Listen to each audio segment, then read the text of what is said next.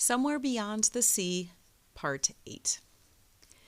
The bed has been freshly made, Arthur said as he pushed open the door to the guest house. Slightly dazed from Miss Marblemaw's introduction, he tried to clear his head and focus on the task at hand. You will find extra bedding in the hall closet next to extra towels, should you need them. If you should require turn-down service, Chauncey would be more than willing to assist. He likes the practice. I highly doubt that will be necessary, she replied as she stepped inside the house. He seems sticky, and I would prefer not to have the bedding feel the same. He's surprisingly not sticky, Arthur said, closing the door behind him, unless he wants to be. Miss Marblemaw stiffened as she reached the entryway to the small sitting room. Arthur saw why when he came up behind her. Zoe Chapelwhite stood in the sitting room, wings fluttering behind her. She glanced at Arthur over Miss Marblemaw's shoulder before giving the inspector her undivided attention.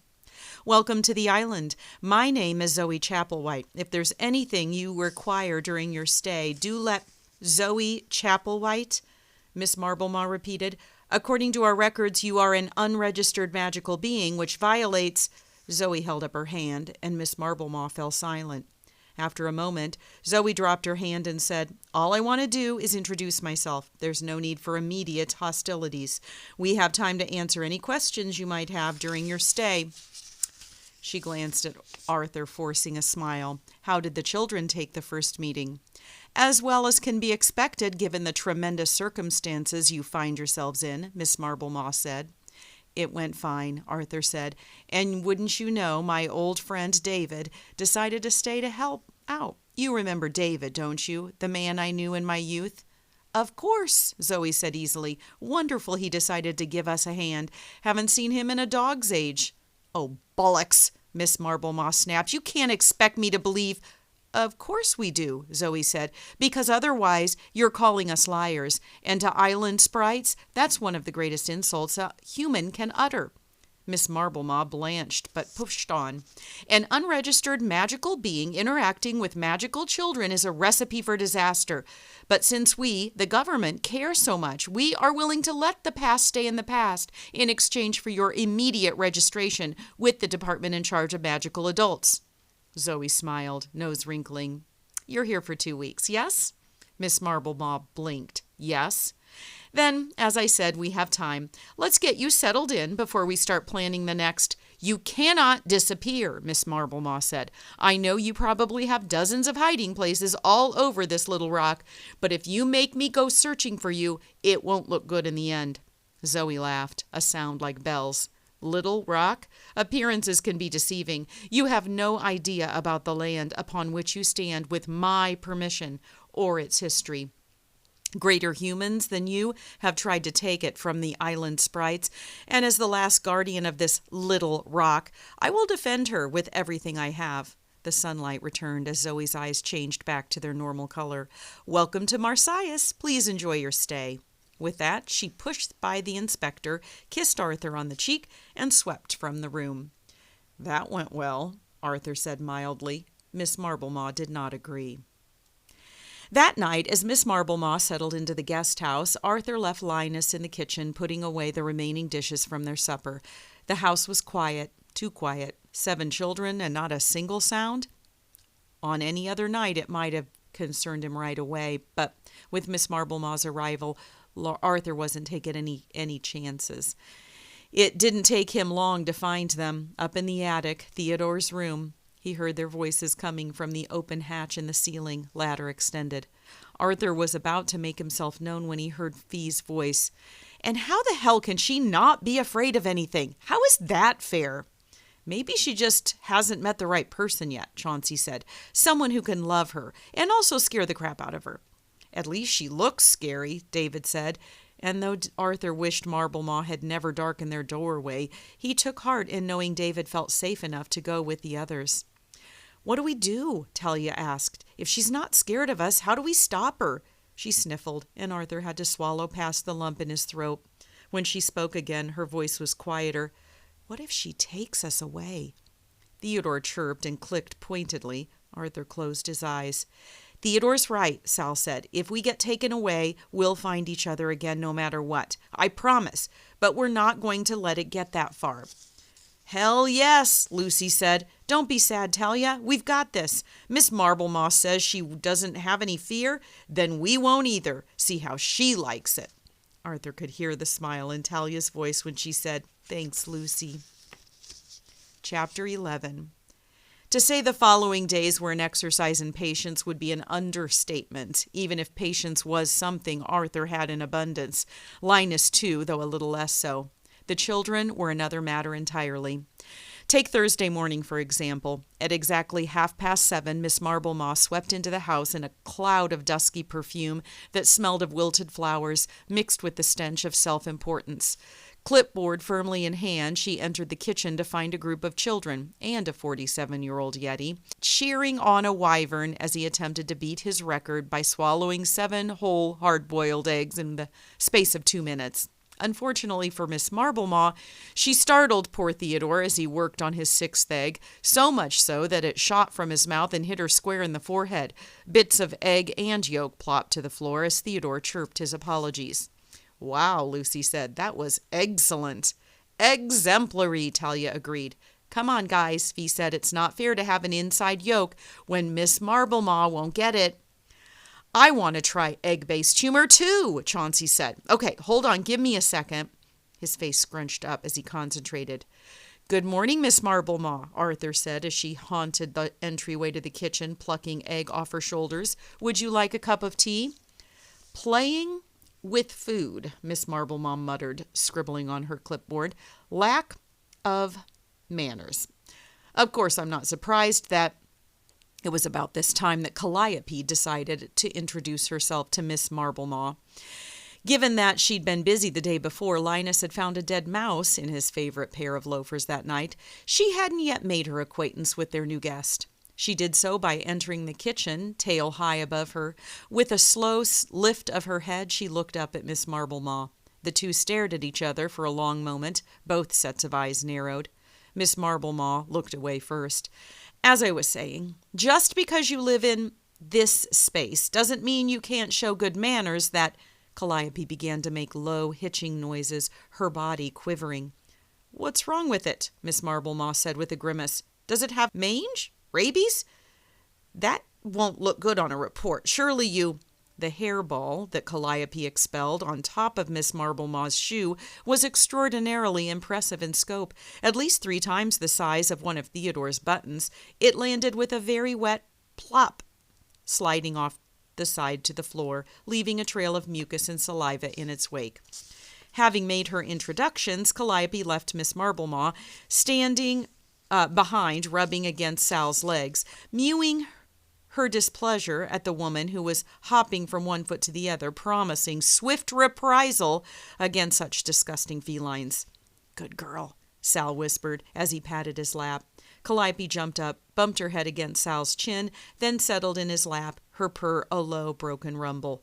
"I got it!" Chauncey cried. "I was having an existential crisis because I couldn't exactly think of anything to say. After extensive examination, I found the most extraordinary egg joke. The reason we all exist? Ready? Here goes. Why did the new egg feel so good? Because he just got laid." He burst into peals of laughter, clutching his sides. "Ah, yes," David said, for some reason wearing Chauncey's sun hat while shoving pancakes into his mouth at an impressive rate. "Adult humor. I approve because I'm an adult. Arthur, I have some stock options to review with you. Remind me later." "Of course," Arthur said, sipping on his tea. "I look forward to it." "Miss Marblemaw," Lucy asked, "did you have a good sleep?" She blinked as she lifted her head, the wet hairball lying on the floor next to her shoe. "The mattress was too soft, but then most things around here seem to be, so I'm not surprised." "Oh," Lucy said, "so nothing crawled out from underneath your bed in the middle of the night and towered above you, but you were frozen in fear as the gaping maw got closer and closer to your face, so much so that you could smell the fetid breath of the monster who wanted to tear out your throat and consume your soul? Nothing like that?" Miss Marblemaw sniffed. "Even if there was, I would have grabbed it around the neck and disposed of it without hesitation. After all, that is what one does when dealing with interruptions." Lucy blinked in surprise. "Really? That's All right, I guess there's always next time. Does anyone want to bet me how much syrup I can drink before it starts oozing from my tear ducts? Last time we got up to 3 bottles. You let him drink 3 bottles of syrup? Miss Marblemaw demanded. Of course not, Arthur said. It had been 4 bottles. Miss Marblemaw, why don't we let the children clean up after breakfast, and you and I can discuss the lesson plans you requested while Linus handles the morning classes. I'm sure you're as excited as we are to see what we've created. It's really quite impressive, if I do say so myself. I'll be the judge of that, she said, and with that she whirled around and left the kitchen behind. Why didn't she have breakfast? Chauncey asked, one eye turned where Miss Marblemaw had been standing, the other on Arthur. Doesn't she know it's the most important meal of the day? Poor Inspector. I bet she'd feel better if she had some pancakes. This is a start, Miss Marblemaw admitted begrudgingly an hour later. That being said, I would be remiss if I didn't say that I have some serious concerns. Do you? Arthur asked, sitting back in his chair. And what would those be? Where to begin? Miss Marblemaw flipped through the pages on her clipboard, marked up extensively. Let's start with what I saw before coming to the island. Are you aware of the reporters in the village? I am, Arthur said. Have you spoken with them? I have not. Good, Miss Marblemaw said. A bit of advice. Don't. Reporters only cause trouble. Is that right? And here I thought they reported. Miss Marblemaw ignored him. And that's to say nothing of the village itself. It seems to me to be a hotbed of anti-government sentiments. How often do you take the children there? Whenever they wish, Arthur said, so long as it doesn't interfere with their schooling. And you don't see the problem with that? I do not, Arthur said easily. After all, they can't learn anything in a classroom on an island. Real-world experience is not only beneficial, but it helps them to adapt.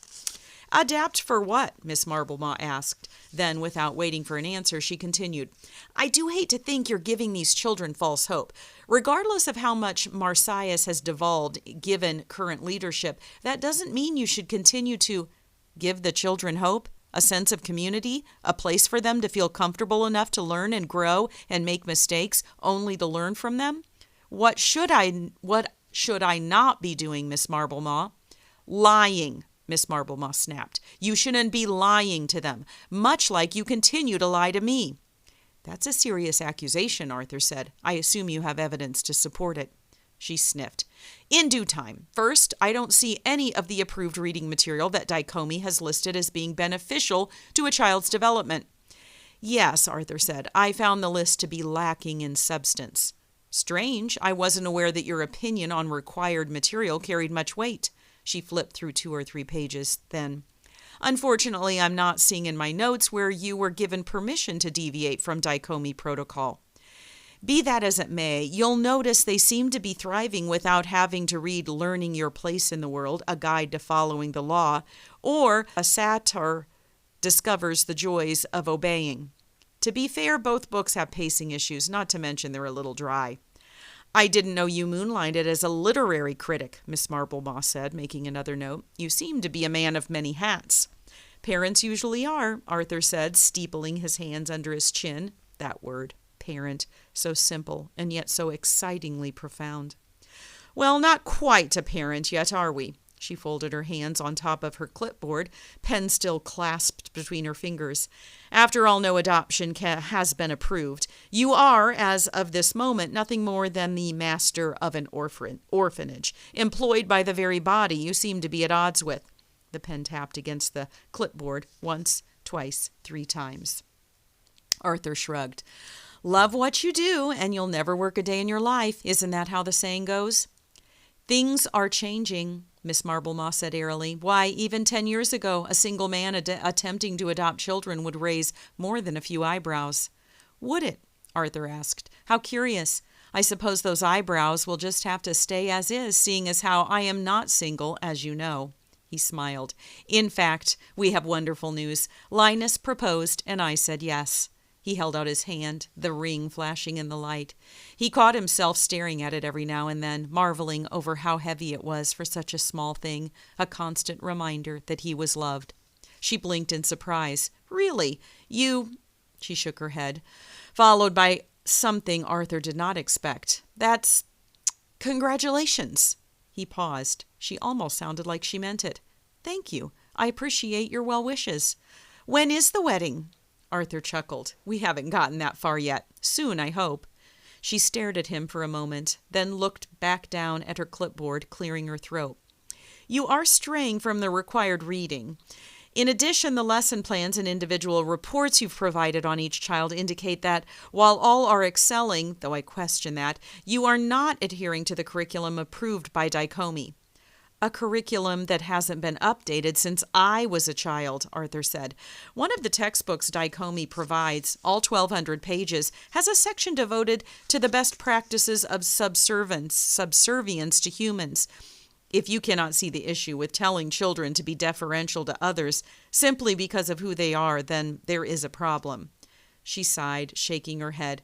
How are we supposed to get anywhere if you won't work with me? All I want to do is my job, to help. She smiled at him. I think you and I can find common ground in that we both want what's best for the children. After all, Dicomey cares.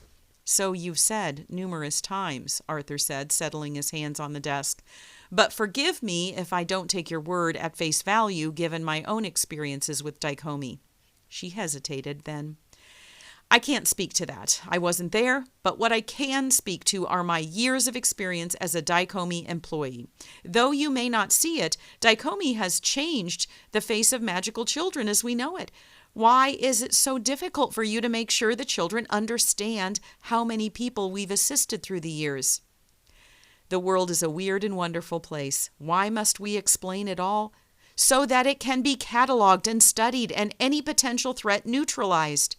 He sat forward abruptly. Neutralized? If you think I'm going to sit here and let you... You misunderstand me, Mr. Parnassus, she said.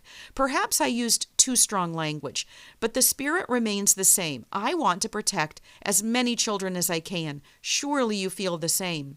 I do, Arthur said, though I have a feeling we're coming at it from different directions. If that is the case, she said, then why does it matter how we achieve our goals if we're working toward the same thing? Arthur sighed. For a moment, he'd thought perhaps Marblemaw might be different. Not Linus. No one could ever be him, but something close to him. He'd given Linus the benefit of the doubt, and that had changed their lives forever. Was it too much to think Marblemaw could have been the same?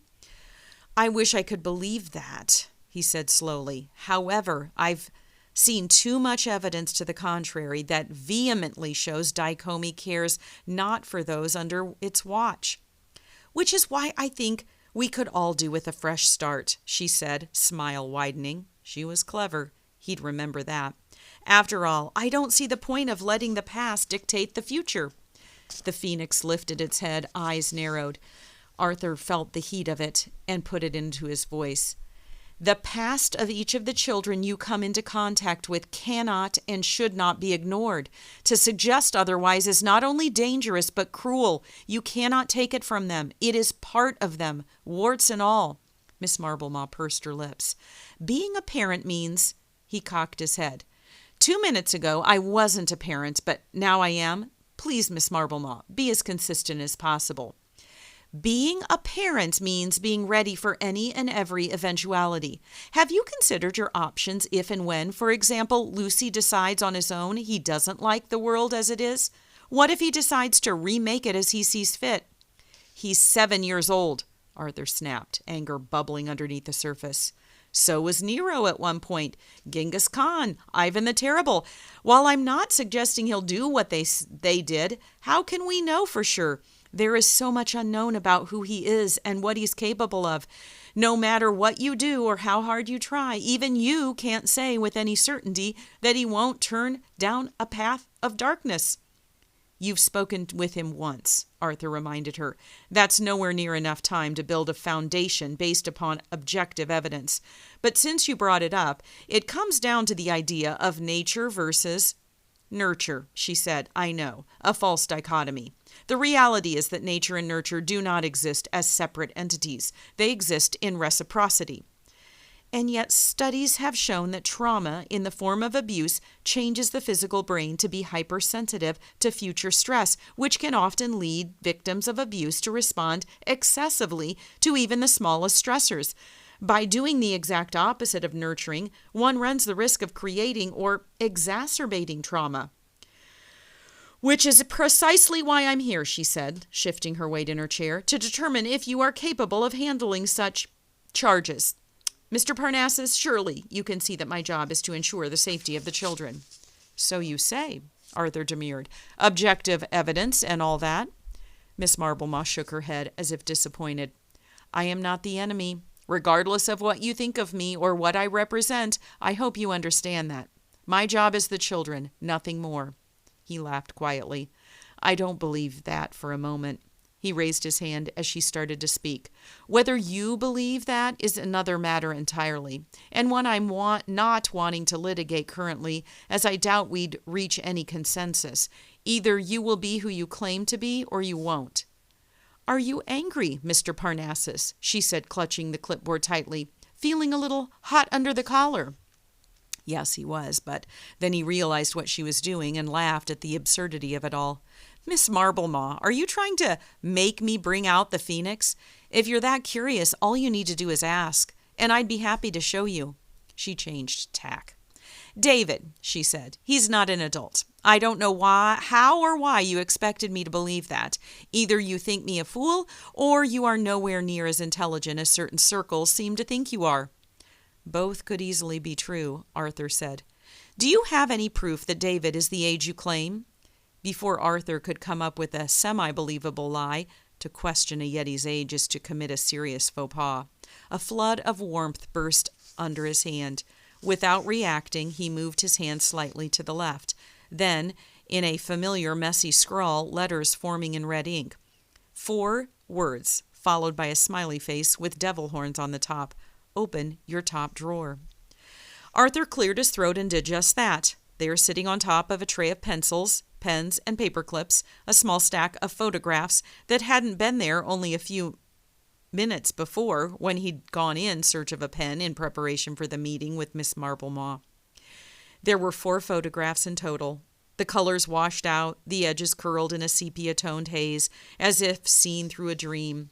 The first photograph showed a 10-year-old version of Arthur standing in the village near the dock.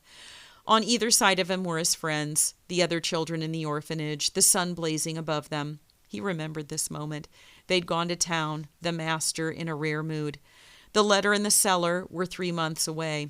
The master had taken the photograph with a boxy Polaroid camera, the picture sliding out the front. He'd given it to Ronnie to shake, and they'd all watched as the image formed as if by magic. They hadn't said as much, of course. That way lay madness. 2 things struck out at Arthur. The first being that this photograph should not exist. The master had torn it to shreds in a fit of pique after one of the other children had mouthed off about something Arthur couldn't recall. The second was the 5th figure, standing next to Arthur, hairy arm slung over his shoulders. David. The next photo showed Arthur at age 15, sitting in a window nook, a book forgotten in his lap. The frozen moment had caught him with his head tilted back, laughing silently. David sat across from him, smiling widely. The third photograph was Arthur at around 30 or thereabouts, in a pub he'd never been to before, sitting on a stool, a half-empty pint in front of him. Seated next to him, David with 5 empty pint glasses, head rocked back as he laughed.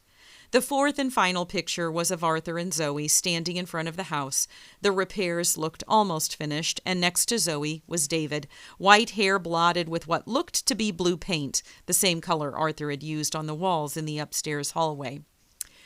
"Would you look at that?" he murmured. "Will these do?" She snapped the photographs from his hand, holding each one an inch or 2 from her face, turning it this way and that, as if she could determine their validity by sight alone.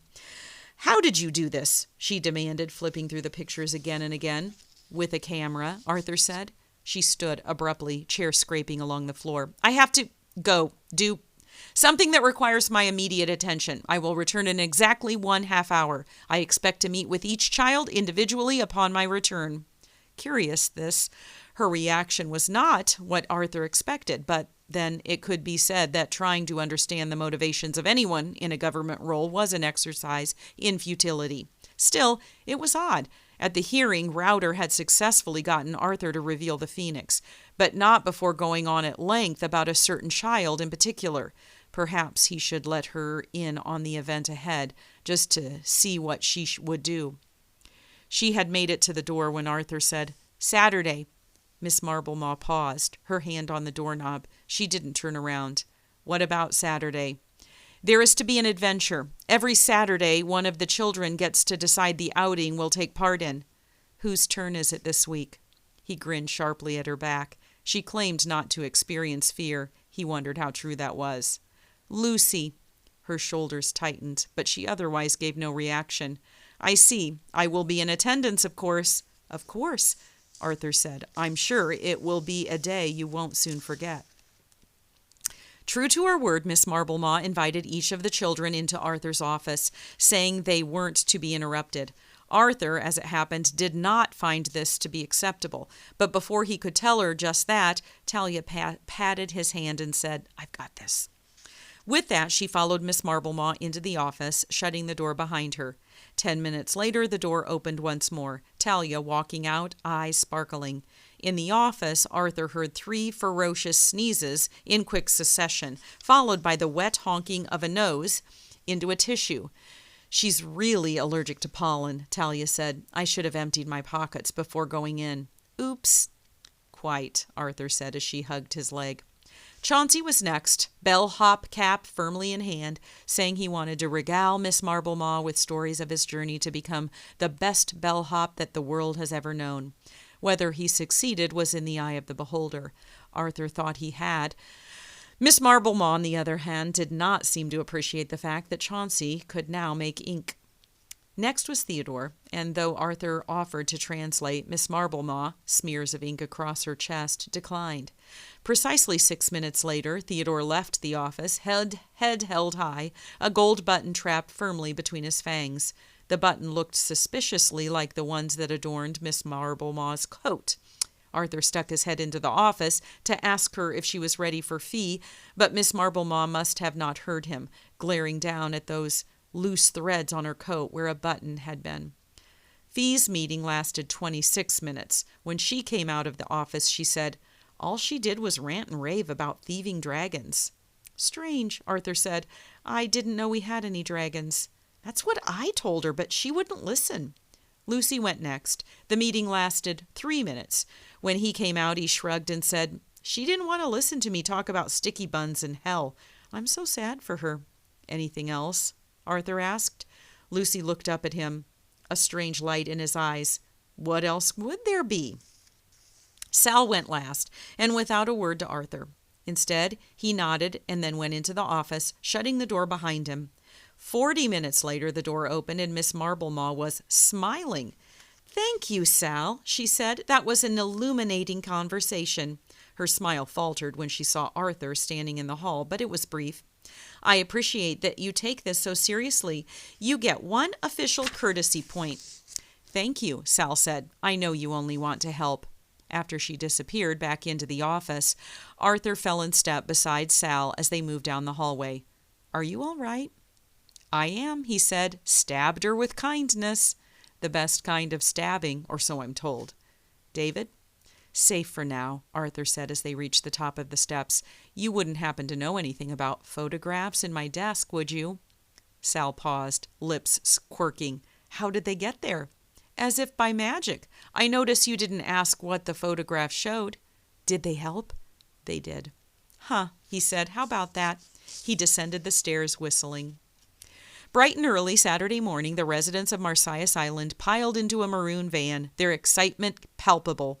Adventure called, and those lucky enough to answer did so with a wide-eyed exuberance only found in the young and the young at heart. And then there was Miss Marblemaw. "What is she wearing?" Fee asked, face plastered against the window as the inspector made her way from the guest house toward the van. For once, Arthur didn't have a ready answer, but only because Miss Marblemaw appeared to have gotten into a ferocious battle with a peacock and somehow emerged victorious. That was the only explanation for the colorful feathers of varying lengths that formed a collar around her neck. The ones at the back of the the ones at the back of her head rising dramatically above her. The feathers were attached to a long black coat, cinched tightly at the waist. "Is it mating season?" Chauncey asked. "Her plumage is on full display." "That's one word for it," Linus muttered. "If she starts dancing towards you as she brings you shiny rocks, run in the other direction," Fee said. "Who wears a coat in summer?" David asked. "Is she hiding secrets?" Theodore chirped and clicked, and Sal patted his head. "No, bud, she can't fly." "She's almost here," Lucy Whisper shouted. "Everyone act normal." Right when Miss Marblemaw opened the sliding door and stuck her head in, Talia said, "And that's the reason I decided to devote myself to the Lord." "Wow," Chauncey said. "That sure was a neat story, Talia. Miss Marblemaw, we didn't even see you there. Welcome. If any birds attack you, don't worry. It's mating season." Miss Marblemaw pulled her head out of the van, tilting her face toward the sky. "Birds could attack me?"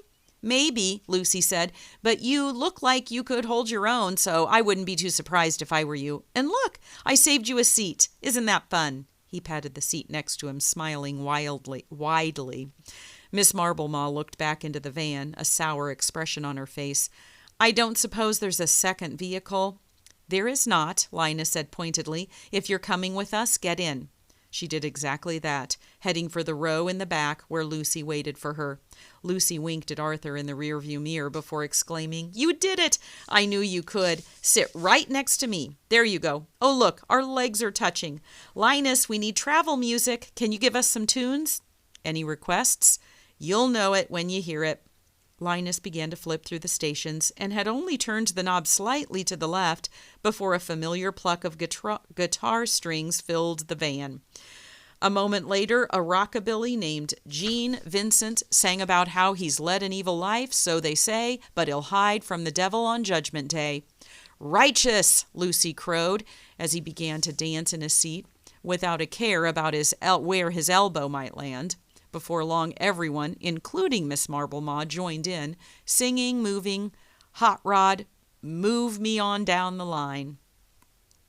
The village was bustling. Crowds of people on the sidewalks in colorful summer wear and large hats, carrying tote bags and coolers filled to the brim with snacks and drinks as they walked toward one of the 2 public beaches available to those who chose Marsyas as their vacation destination.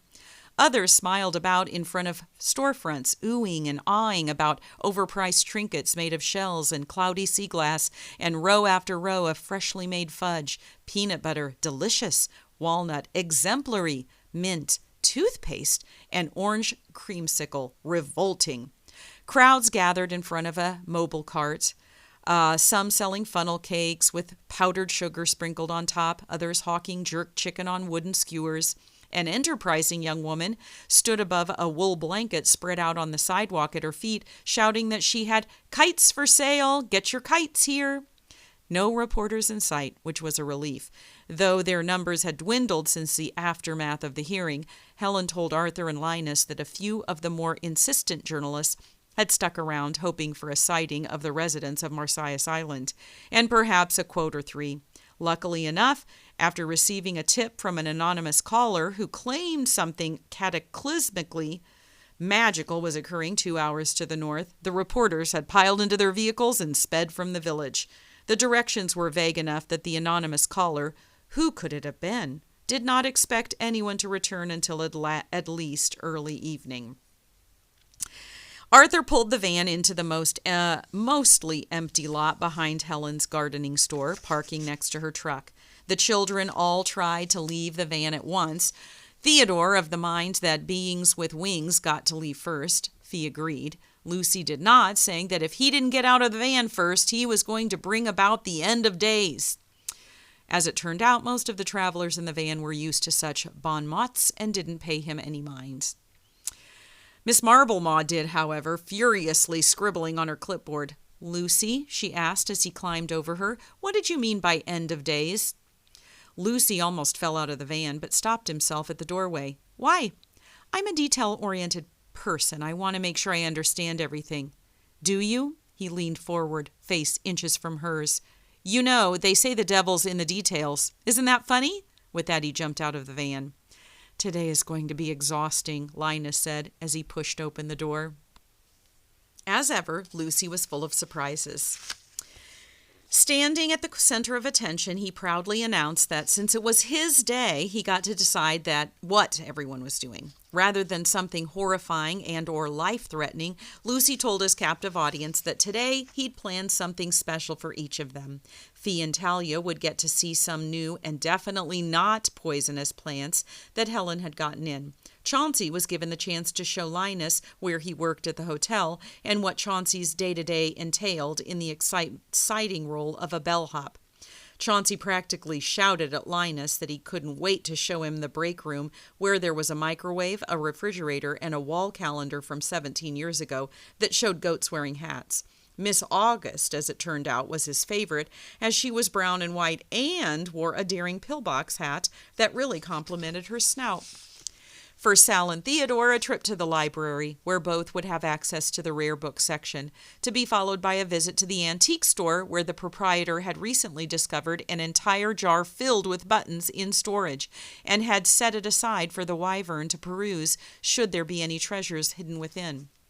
As for me, I'll be hanging out with David and Arthur, Lucy said, as Miss Marblemaw frowned. We're going to have whiskey sours and talk about babes.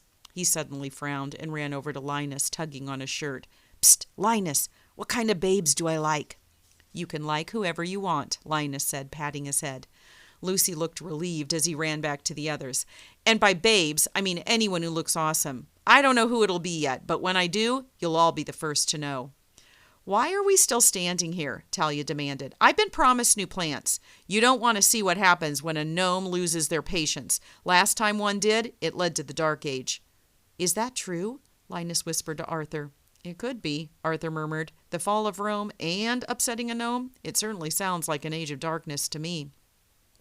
And that leaves Miss Marblemaw, Lucy said, and all the children turned their heads toward her slowly, a practiced move that caused the inspector to take a step back. Lucy seemed to catch on to this, taking a step forward, giggling when the inspector took another step back.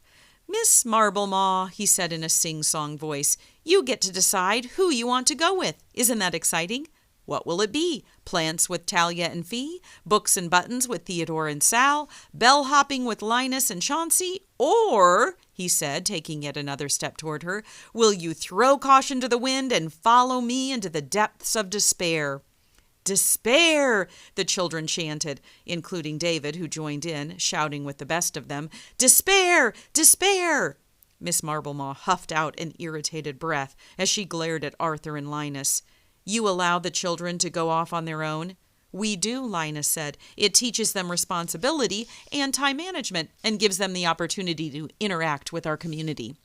Which means they mingle, Miss Marblemaw retorted, clipboard clasped against her chest, with humans. And, Arthur asked, it sounds as if you believe they should be segregated. Bup, bup, bup, she trilled loudly. We don't use that word, given the negative connotations behind it. Rather, Dicomey performed focus group research and came to the conclusion that voluntary separation sounds much better than that other word. Your tax dollars hard at work, Linus muttered. Then in a louder voice, we will use neither, thank you very much, and as a Dicomey-sanctioned inspector, your role here is to observe and report back to your superiors. Anything above and beyond that is outside of your purview. She narrowed her eyes, the children's heads on a swivel as they looked back and forth between them.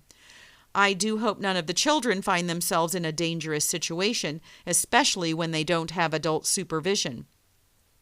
Let's try this again, Arthur said. Talia and Fee will be with Helen and Zoe. Chauncey will be with Linus. Lucy will be with David and myself. That leaves Sal and Theodore without supervision. Sal is 15 years old, and both have proven they are more than responsible enough to go out on their own.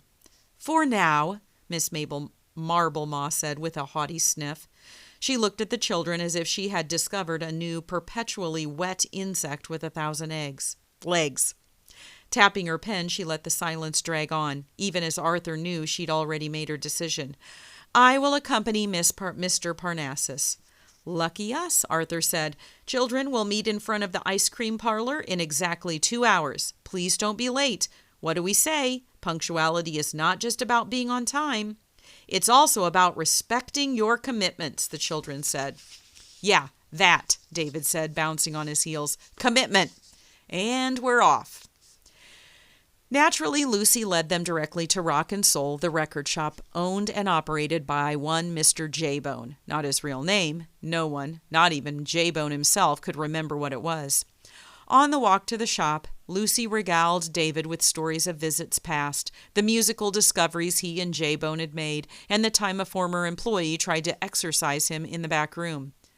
What was that? Miss Marblemaw asked. Lucy smiled up at her. Exercise. We did lunges and jumping jacks. She said, pen flying across the page. Is he nice? David asked as they approached the record store, speaking for the first time since they'd left the parking lot. J-Bone, I mean.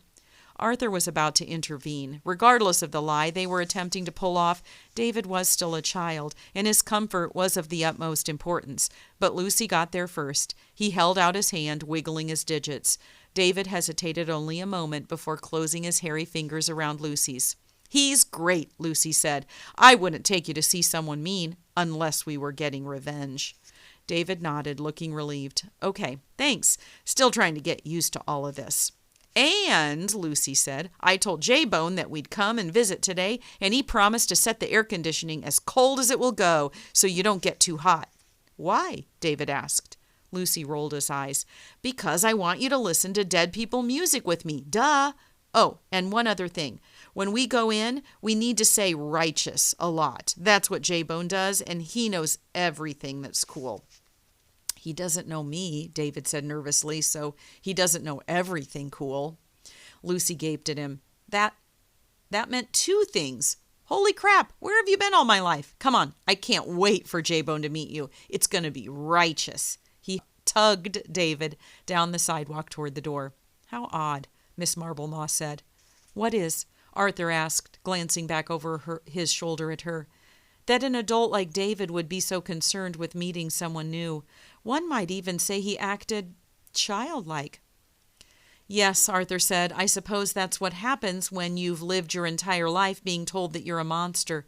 Strange how that works. Trauma, as you're hopefully aware, manifests itself in different ways, some big, some small, and can extend across a lifetime. The fact that you're trivializing it says more about you than it does about him. Now, if you'll excuse me, I have a desire to hear some dead people music. He felt her gaze boring into his back. Far out, J-Bone said, suitably impressed at the sight of David's retractable claws. Like knives, on demand. Bet you never have to worry about finding something to cut your bagels. Talk about a blessed life. Lucy and David stood in front of J-Bone, a tall and lanky fellow who grinned down at them as he leaned on the counter. For reasons known only to him, J-Bone wore a paisley scarf over a red robe with golden tassels, his long gray and black hair pulled back into a braid that rested on his left shoulder. Pink plastic sunglasses sat atop his head, one of the lenses missing. When Arthur entered the shop, J-Bone lifted the bottom of his robe to reveal orange socks with little red flames on them. Big Bird, he cried, check out my feet gloves. Thought you'd get a kick out of them. I do, Arthur said. He extended his leg, placing his foot next to J-Bone's to show off his purple socks adorned with tiny black records. Sock bros, J-Bone cheered, pulling Arthur into a back-slapping hug that Arthur returned in kind. He was about to pull away when J-Bone stiffened as the door opened, the bell overheard tinkling. Who's the square? He whispered as he stepped back. That's Miss Marblemaw, Lucy said. She's here to make sure Arthur and Linus aren't sacrificing us in a blood ritual. She works for the government. That right, J-Bone said, scratching his jaw. She got a warrant? A warrant? She asked. Why would I need a warrant? No reason, J-Bone said, eyes darting side to side. If you happen to see a certain glassware for sale, it's for tobacco and nothing else. As if he thought he was invisible, he reached back and grabbed a pungent glass pipe, shoved it in his pocket. Yes, Miss Marblemaw said. By your appearance alone, I'd have thought the same thing. What's that for? David whispered to Lucy. Grass, Lucy said. Linus said J-Bone likes lawns. Oh, that makes sense, I think. "Hey, little devil dude," J-Bone said, bending over, hands on his knees. "You'll never guess what I got in." Lucy's eyes widened as he began to bounce on the tips of his toes. "You didn't." "Sure did," J-Bone said. "Ella Fitzgerald, Billie Holiday, live at the Newport Jazz Festival." "No way!" "The one where Ella did airmail and gave a scat performance to end all scat performances? That would be the one." Lucy threw up his arms. "Yes, yes, finally! You know, anytime I want to wipe out the entire universe, I remember that humans made music, and then I think that maybe, just maybe, you weirdos have something to offer after all." "Gnarly," J-Bone said. "I'm totally down for saving the universe through music. Like, there you are, this little bundle of rockin' chaos, and then there's me, the savior of all mankind. Take that, Dad." "Yeah," David said. "Take that, J-Bone's dad." "I like the cut of your jib, hairy dude with knife bands," J-Bone said. "To the record player! To the record player!" Lucy cheered, adopting J-Bone's gait, a sort of slide and sizzle, more dancing than walking. David attempted admirably to do the same, but ended up skipping instead, following J-Bone and Lucy to the left wall, where 3 record players had been set up for patrons to listen to music while they shopped. Going to the cabinet underneath the middle record player, J-Bone pulled out a golden brown sleeve, Ella and Billie in profile on either side. "Some other killer jams on here," J-Bone said as he pulled the record out. "Ella covering the Gershwins, Duke Ellington. Billie's got Herbie Nichols on the piano for Lady Sings the Blues, and it's so cool it's like ice." "Like me," David said. J-Bone blinked, then, "Hell yeah, little hairy dude with knife hands. Exactly like you.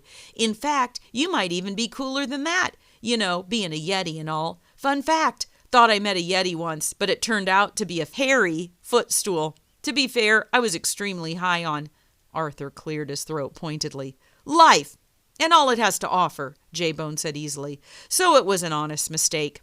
"Yeah, it happens," David said. "I mean, that's righteous." J-Bone beamed at him. "Look at you, David. We'll make a hep cat out of you yet. Just wait and see. Now, are you ready to be transported to Newport? Trust me when I say your life will never be the same." He set the record on the player and lowered the needle. The record hissed and cackled, and then a moment later tiny cheers were followed by Ella laughing and saying "thank you" as the piano kicked in, along with the tss, tss, tss, tss of the snare and hi-hat. And Ella began to scat, a brilliant improvisation that caused Arthur's nerves to calm and his heart to swell, especially when Lucy and J-Bone started scatting along with her nonsensically, more sound than rhythm.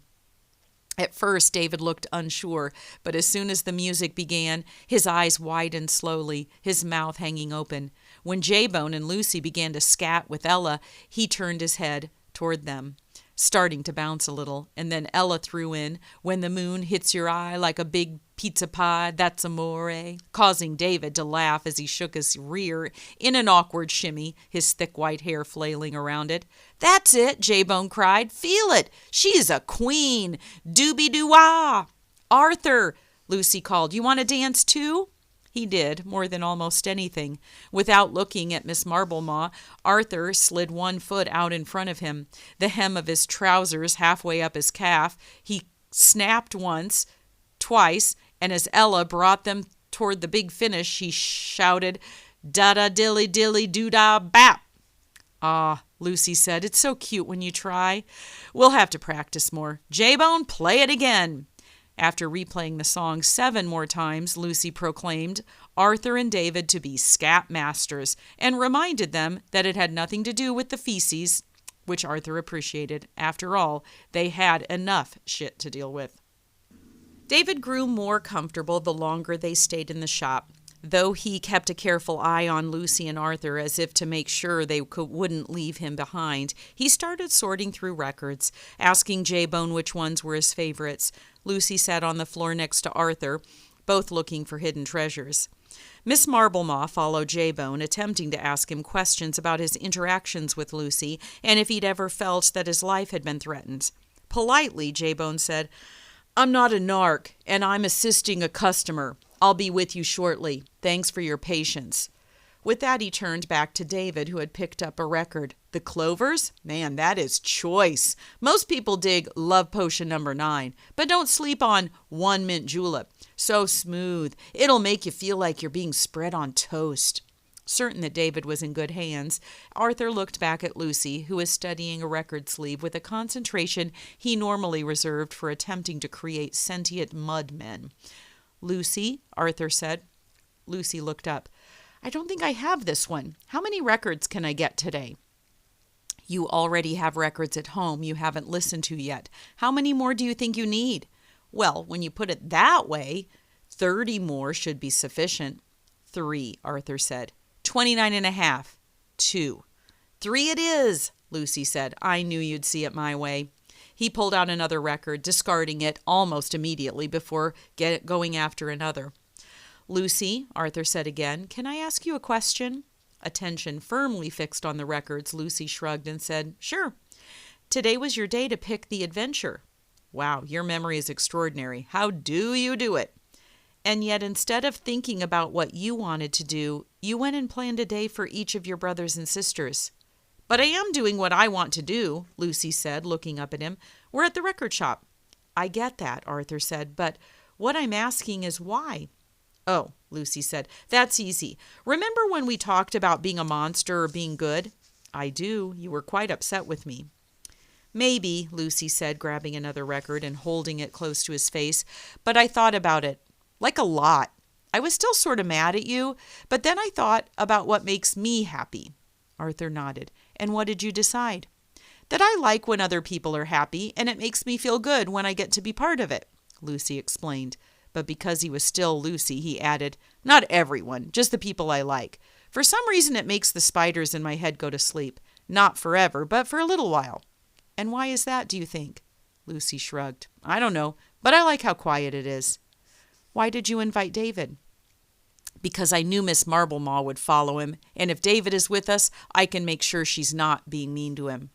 "You wanted to protect him," Arthur said. "Sure," Lucy said. "Being new is scary, and having her here makes things worse. But if he's with us, then nothing can happen to him." "You're not upset with him anymore?" He paused, then, "Don't think so. And even if I was, he booped me on the nose. You can't be mad at someone who does that. It's like the law or something." "You astonish me," Arthur said, "in all the best ways possible." "That's because I'm amazing." He pointed a finger at Arthur. "But just because I want to make people happy doesn't mean I can't do other things too." "Like what?" Lucy leaned toward him, eyes glinting red. "Monster things," he whispered. "Do you think that when Miss Marblemaw finishes her inspection, she'll let me have her skull if I ask nicely? It's not like she's using it very much." "That's certainly one way of putting it," Arthur said. "But why don't we keep that between us?" "I can do that," Lucy said with a sly smile, "if I can get 4 records. 5, Arthur said, "and that's my final offer." "You're so righteous," Lucy said. "Give me some skim, you cool cat." Who was Arthur to refuse such an offer? Later, Arthur would tell himself it was inevitable, that it was always building to something. The hearing, David, Miss Marblemaw, the thinly veiled threats from the government, all of it a confluence, creating a perfect storm in broad daylight. The moment in his office, the brief instances where Miss Marblemaw showed proof of her humanity, were a lie. And though he hadn't let himself believe her, he had hoped she'd be different. Perhaps her admitted absence of fear should have been his first clue.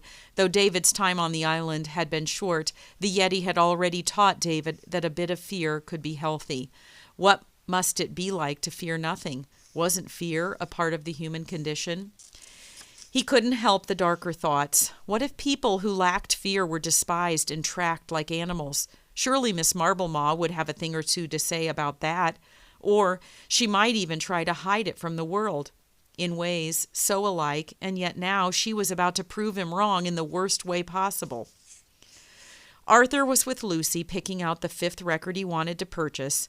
J-Bone and David had made it to the rear of the store, though Arthur could still hear David asking question after question, J-Bone never tiring of answering. Miss Marblemaw, out of sight, out of mind. Arthur hadn't seen her in a while, but then he was distracted by Lucy's constant chatter about how this record is a banger, but this one is bangerific, a marked distinction. Arthur said, "Is there anything above bangerific? That doesn't seem possible." A strangled cry, followed by the thudding of feet. Arthur's head jerked up to see J-Bone hurtling down the middle of the record shop, yelling at the top of his lungs. Behind him, waddling monstrously with claws outstretched, David, lips curled up in a ferocious snarl, fangs on full display. J-Bone hit the front door, causing it to fly open, bouncing off the side of the shop. David followed him outside. "Are they playing tag?" Lucy asked. "I want to play tag." "I don't." Before he could finish, Miss Marblemaw swept through the record shop, coat trailing behind her, a twisted expression on her face, furious. Arthur shot to his feet as Miss Marblemaw burst outside.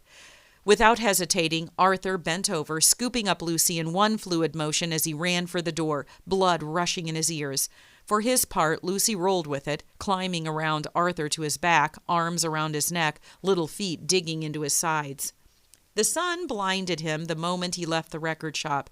Blinking rapidly to clear his vision, Lucy's breath hot in his ear, Arthur skidded to a stop, bumping into people who had gathered on the sidewalk, all looking at something in the street.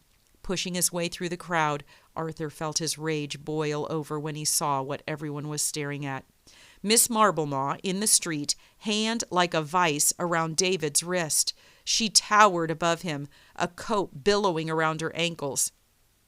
David struggled against her, but her grip was firm. "How dare you chase humans?" Miss Marblemaw snapped down at him. "You could have killed that poor man."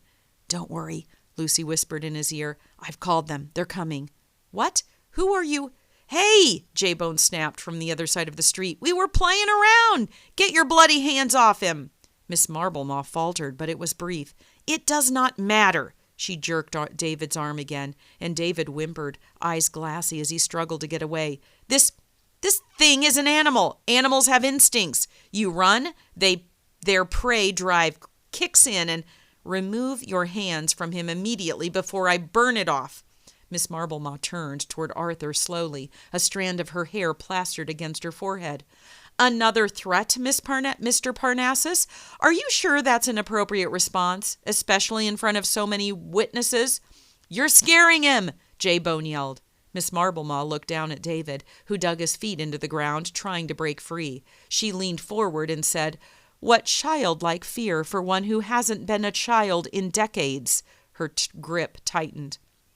Arthur took a step forward as Lucy slid from his back. People around him gasped as flames began to spread along his shoulders, his arms, his hands crackling, snapping.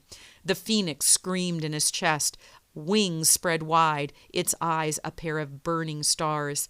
But before the phoenix could erupt, Lucy tugged on Arthur's shirt, making him look down.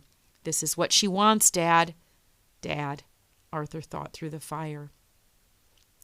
A shadow momentarily blotted out the sun, and Miss Marblemaw yelped when a wyvern dove toward her, wings folded at his sides. She ducked, and David jerked free, stumbling back against Sal, standing in the street, eyes cold as Theodore alighted upon his shoulder.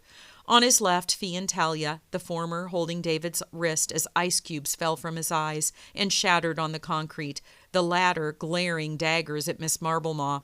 On Sal's right, Chauncey and Lucy. Behind them, as furious as Arthur had ever seen him, Linus, who glanced at Arthur, nodded, and then turned his focus back to Miss Marblemaw.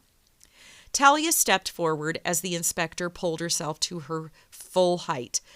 She continued walking until she was only a foot away from Miss Marblemaw. The top of Talia's cap barely reached her waist. Talia looked her up and down and said, "Dicomie is dumb, but I can't believe they'd send someone so stupid. Linus wasn't stupid, so why are you?" "You do not get to speak to me that way," Miss Marblemaw said, face twisted and almost purple. "I am your elder, and therefore you're better." "Actually, I'm older than you," Talia said, "so that makes me your elder. As such, a bit of advice. I'd be careful if I were you. Some of us are more powerful than we look." Miss Marblemaw glowered down at Talia. "The Antichrist is—" "Oh, not me," Lucy said with a grin. "I mean, not just me. She's talking about Fee." Miss Marblemaw blinked. The forest sprite? Surely you jest. What is she going to do? Grow a tree? Funny you should mention trees, Fee said, joining her sister in front of Miss Marblemaw. Through his fire, Arthur saw the inspector take an answering step back. Because the last time people hurt my family, I turned them all into trees. Their flesh became bark. Their blood turned into pitch, arms, branches, fingers and toes, leaves. You wouldn't dare, Miss Marblemaw said. Uh-oh, Chauncey said. You really shouldn't have said that. Fee's wings began to flutter as she lifted off the ground, rising until she was face to face with Miss Marblemaw, her hair a crown of fire. Without looking away from the inspector, Fee leaned forward until her nose touched Miss Marblemaw's. Try me, she said in a flat voice. Touch any of us again, and it'll be the last thing you do before I plant you in the park and let dogs use you as a toilet. Dicomey will hear of this, Miss Marblemaw said, the skin under her left eye twitching dangerously. They'll hear about all of this, and not even Arthur Parnassus will be able to talk his way out of this one. Good, Linus said coldly, because I'll be sure to make everyone aware that you put your hands on someone without their permission, and I don't believe we'll have to go far for witness corroboration. People began to nod around Arthur, though they gave him a wide berth. He didn't blame them for that. His fire was still running along his arms and hands, and under control, but only just. But then another figure appeared beside him, unafraid. They knew, Helen whispered to him, Talia and Fee. I don't know how, but they knew. Miss Marblemaw bristled. I acted because I thought a human was in danger. Anyone would have done the same. Except we didn't, J-Bone said, because we know them. He glanced at David, expression softening. Thanks to the little hairy dude with knife hands, I was able to fulfill a lifelong dream of getting chased by a Yeti. How many people get to say that? Well, probably more than just me, but still, I got to, and it was even better than I'd hoped it'd be. Let's hear it for having dreams realized thanks to a Yeti named David. He began to cheer loudly, clapping his hands hard. The other children joined in, Zoe and Linus too. Then the crowd began to cheer until it was a roar, Helen as loud as anyone. Arthur lent his own voice to the wall of noise as his fire dissipated. As Miss Marblemaw looked on ferociously, David began to smile.